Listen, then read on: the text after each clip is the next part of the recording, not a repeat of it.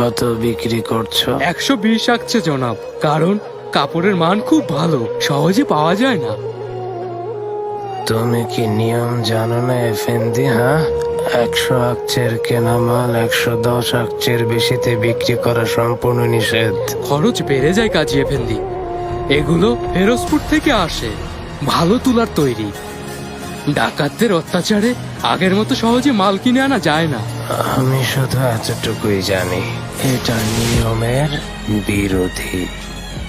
আগা, বন্দি করো এই অসৎকে। 50 ঘা লাগাও যাতে ভবিষ্যতেও মনে রাখে। কাজী এফেন্দি, ক্ষমা করুন, আর কখনো করব না। ক্ষমা করুন কাজী এফেন্দি। আগা, থামুন, ছেড়ে দিন, আগা।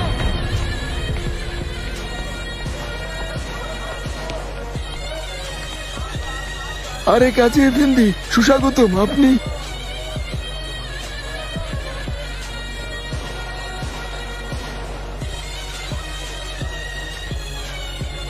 এই জোড়া কত আছে? 30 আকচেতে বিক্রি করি, গরুর চামড়ার তৈরি। হ্যাঁ, মনে হয় না এটা গরুর চামড়ায় তৈরি।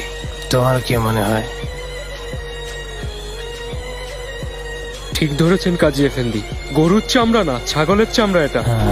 10 আকচের বেশি হবে না এটা। ভুলে বলে ফেলেছি, চাইলে আরেক জোড়া দেখাতে পারি। ওর গলায় তক্তা বেঁধে সারা বাজারে ঘোরাও। ক্ষমা করে দিন কাজী এফেন্দি, ভুল হয়ে গেছে। ক্ষমা করে দিন আমাকে।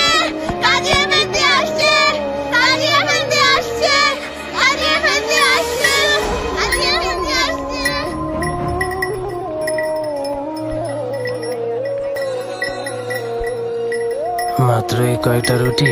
আল্লাহর রহমত কাজী এফেন্দি, আজ বিক্রি বেশ ভালো। হ্যাঁ, এখানে কি? এগুলো গতকালের বাসি রুটি, পশুদের খাওয়াবো বলে রেখেছি। এখনো বেশ গরম দেখছি।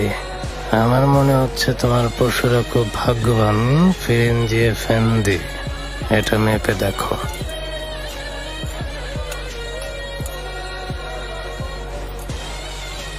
ওজনেও কম। দেখি এফেন্দি। কেমন স্বাদের রুটি বানিয়েছো। হ্যাঁ,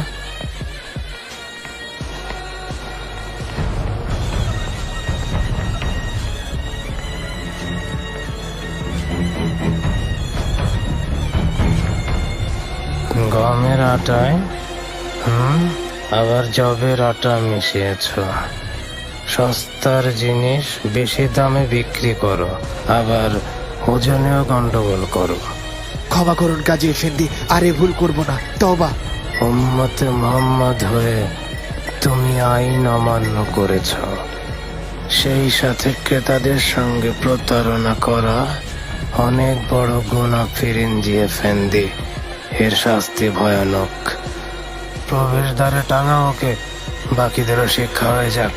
কাজী এফেন্দি, এই আমি তওবা করছি। কাজী এফেন্দি, ক্ষমা করুন। কাজী এফেন্দি, আর করবো না, ছেড়ে দিন। কাজী এফেন্দি, তওবা করছি, আর কখনো করবো না।